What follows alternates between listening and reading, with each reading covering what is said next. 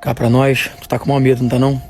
De dar errado, de você se quebrar de novo, de precisar se recuperar e de parar no fundo do poço.